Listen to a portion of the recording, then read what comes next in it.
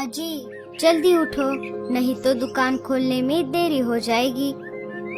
हाँ हाँ गोरी, चलो। अरे वाह, आज का दिन तो बहुत अच्छा है। लगता है आज अच्छा मुनाफा होगा। हाँ हाँ गोरी, चलो जल्दी से दुकान खोलते हैं। अरे सुंदर, कैसे हो? मैं तो बहुत अच्छा हूँ। मुझे एक चाय और एक प्लेट पकोड़े दे दो। हाँ हाँ जरूर, ये लो।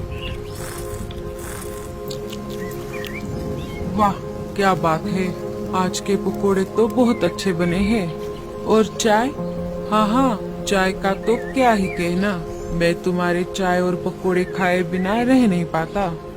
वो सब बात कर ही रहे थे, तभी वहाँ पर मीनू मौसी के साथ साथ जंगल के कुछ पंछी आ जाते हैं। कालू सभी को एक एक प्लेट पकोड़े और चाय दे देता है। कालू, तू एक काम कर, क्या मीनू मौसी? तू हमें ठेले के पास ही घोंसले बना कर दे दे। क्यों, क्या हुआ मीनू मौसी? दिन ब दिन तेरे पकोड़े और चाय और भी ज्यादा जायकेदार होते जा रहे हैं। अगर यहीं पर पास में ही घोंसला होगा तो मैं दूसरा कुछ खाऊंगी भी नहीं, सिर्फ चाय और पकोड़े ही खाऊंगी। मीनू मौसी की बात सुनकर सब जोर जोर से हंसने लगते हैं। तभी वहाँ पर राजा जी के सिपाही आ जाते हैं। अरे हटो हटो, रास्ता दो। कालू, राजा जी ने हमें तुमसे 2 प्लेट पकोड़े और चाय लाने के लिए भेजा है। सुना है तुम बहुत ही अच्छी चाय और पकोड़े बनाते हो। सच बताओ सिपाही जी, मैं कुछ नहीं करता। ये सब मेरे बीवी गोरी के हाथ का कमाल है। रुके, मैं अभी राजा जी के लिए चाय और पकोड़े बनाता हूँ। गोरी गर्मा गर्म पकोड़े तल देती है और इधर कालू गर्मा गर्म चाय बना देता है। ये लीजिए सिपाही जी, मैंने चाय ठंडी ना हो इसीलिए चाय थर्मस में डाली है। अरे कालू, तेरे चर्चे तो अब पूरे जंगल में फैल गए हैं। अगर राजा जी ने तुझे राज बावर्ची बना दिया तो हम गरीब पंछियों को भूल मत जाना। अरे मीनू मौसी, आप ऐसी बात क्यों कर रही हो? आप सभी के प्यार की वजह से तो ये सब हो रहा है। अजी अब घर चलते हैं, दोपहर हो चुकी है। थोड़ा आराम करके फिर वापस काम पर लौटेंगे। कालू और गोरी दुकान बंद कर कर घर की तरफ लौटते हैं। वो घर आ जाते हैं। उन्हें घर आए कुछ ही देर हो गई थी, तभी वहाँ पर कालिया आ जाता है। अरे कालिया भैया, आप अंदर आ जाओ। अरे अब ये क्यों आ गया बिन बुलाया मेहमान? कैसी हो मेरी बहना? मैं बहुत अच्छी हूँ भैया। अच्छा हुआ आप दोपहर के समय आ गए। क्यों, क्या हो गया गोरी? मैंने मेरा मतलब है हमने नया दुकान शुरू किया है, कैसी दुकान? चाय पकोड़े की। अरे वाह गोरी, ये बहुत अच्छा हुआ। वैसे भी बारिश के समय सबको पकोड़े और चाय बहुत अच्छे लगते हैं। अरे क्या बताओ भैया, पूरे जंगल के पंछी हमारे चाय पकोड़े खाने के पीछे पागल है पागल। गोरी, मैं जरा बाहर जाकर आता हूँ। ठीक है, जाते जाते छाता लेकर जाना। बहना, तुमने दुकान तो शुरू की है, लेकिन मुनाफे का क्या? वो क्या है ना, क्या बात है, मुझे खुलकर बताओ। हमारी दुकान तो बहुत अच्छी चलती है, लेकिन मुनाफा ना के बराबर होता है। अच्छी क्वालिटी देने के चक्कर में ले देकर थोड़े ही पैसे हाथ में रहते हैं। तुम तेल कितने दिन में बदलती हो? यही 1 या 2 दिन में। और दूध में पानी मिलाती हो या नहीं? नहीं नहीं, मैं दूध में जरा भी पानी नहीं मिलाती।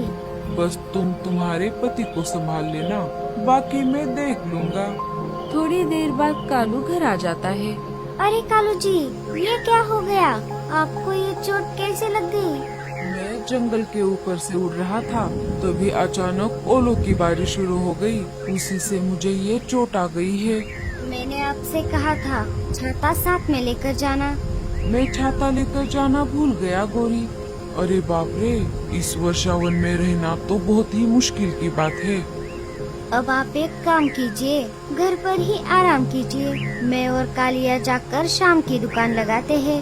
हाँ जीजा जी, गोरी ठीक ही कह रही है। कालू को घर पर ही छोड़कर वो दोनों दुकान में आ जाते हैं।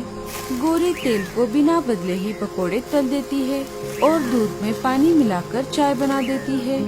दुकान खोलते ही मीनू मौसी वहाँ पर आ जाती है। क्यों गोरी, क्या चल रहा है और ये कौन है तुम्हारे साथ? मीनू मौसी, ये मेरा भाई कालिया है। ये यही पास वाले जंगल में रहता है। मैंने सुना कालू को चोट लगी है, अब उसकी तबीयत कैसी है?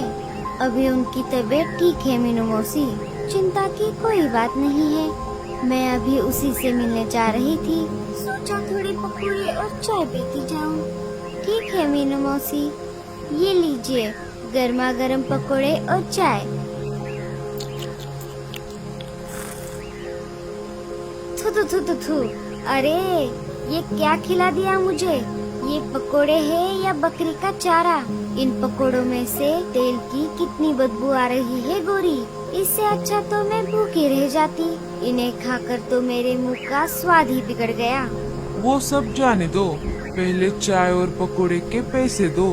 मैं सब समझता हूँ, आपके पास देने के लिए पैसे नहीं होंगे, इसीलिए आप चाय और पकोड़े को भला बुरा कहकर बिना पैसे दिए ही यहाँ से खिसकना चाहती हो। अरे ओ कलमुहे, तुझे क्या मैं भिखारी दिख रही हूँ? मेरे दिखने पे मत जा बच्चे।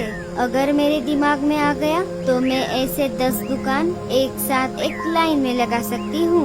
वो तो गोरी ने बनाए हुए पकोड़े और चाय का स्वाद मुझे अच्छा लगता है, इसीलिए मैं यहाँ पर आती थी।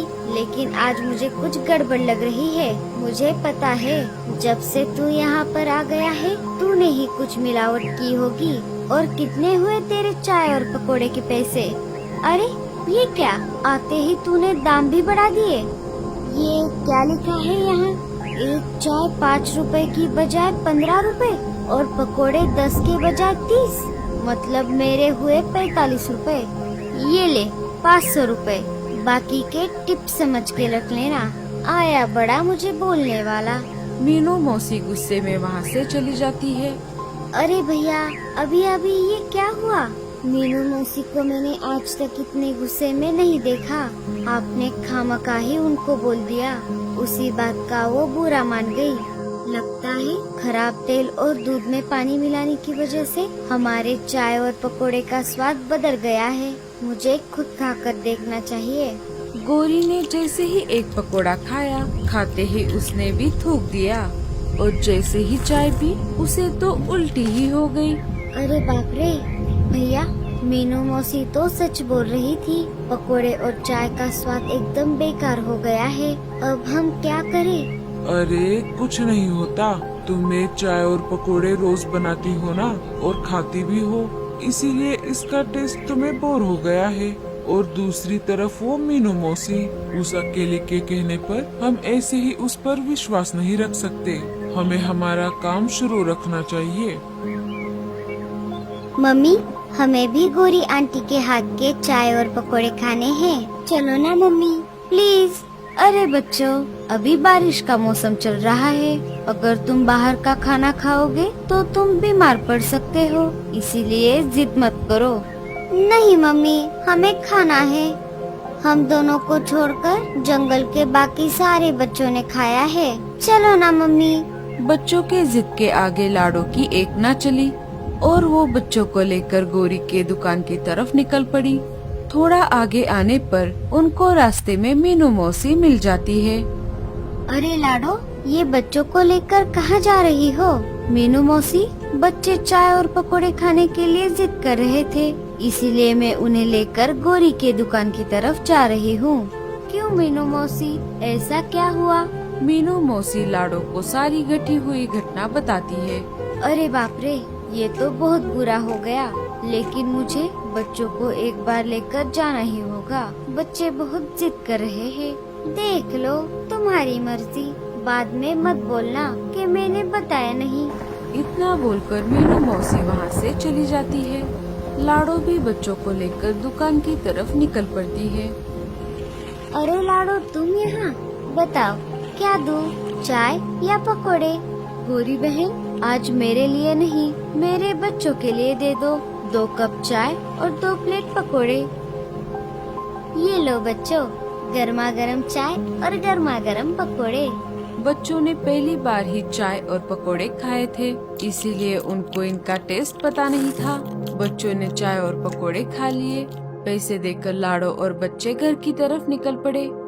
तीनों घर आ जाते हैं। घर आते ही बच्चों को उल्टियाँ होने लगती है और तेज बुखार भी आ जाता है। लाडो वक्त ना गवाते हुए बच्चों को डॉक्टर उल्लू चाचा के पास लेकर आती है। डॉक्टर बच्चों की जांच कर लेते हैं। अरे लाडो, बच्चों को तो फूड पॉइजनिंग हुई है। आज बच्चों ने क्या खाया था? लाडो उल्लू चाचा को सारी बात बताती है। अच्छा, तो ऐसी बात है। अब मुझे पता चला। आज सुबह से ही बहुत सारे पंछी इसी प्रॉब्लम को लेकर मेरे पास आ रहे हैं। लगता है गौरी के चाय और पकोड़े में ही कुछ गड़बड़ है। हमें राजा जी के पास इस बात की कंप्लेन करनी चाहिए। लाडो, मीनू मौसी और भूरा मिलकर राजा जी के पास आ जाते हैं। लाडो सारी बात राजा जी को बताती है। अच्छा, तो ऐसी बात है। चलो, मैं राज बावर्ची को साथ लेकर आता हूँ। हम गौरी के दुकान के चाय और पकोड़ों की जांच उनसे करवाएंगे। तभी दूध का दूध और पानी का पानी हो जाएगा। सारे मिलकर गौरी के दुकान के पास आ जाते हैं। राज बावर्ची दुकान में रखे हुए सारी सामग्रियों की जांच करता है। राजा जी, पकोड़े बनाने में जो तेल इस्तेमाल हो रहा है उसे बहुत समय से बदला नहीं गया, और चाय बनाने के लिए जो दूध इस्तेमाल हो रहा है उसमें पानी मिलाया गया है। वो पानी भी दूषित है, इसी वजह से पंछी बीमार पड़ रहे हैं। अच्छा, तो ऐसी बात है।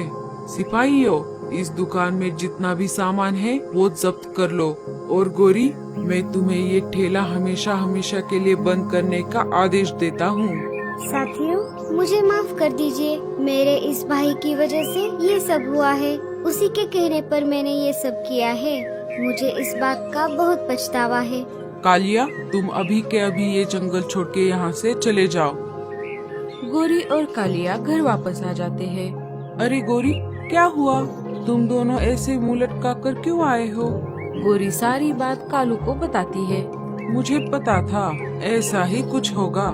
क्यों गौरी, अब पता चला? लालच बुरी बला है। कालिया अपना सामान लेकर वापस अपने घर की तरफ चला जाता है।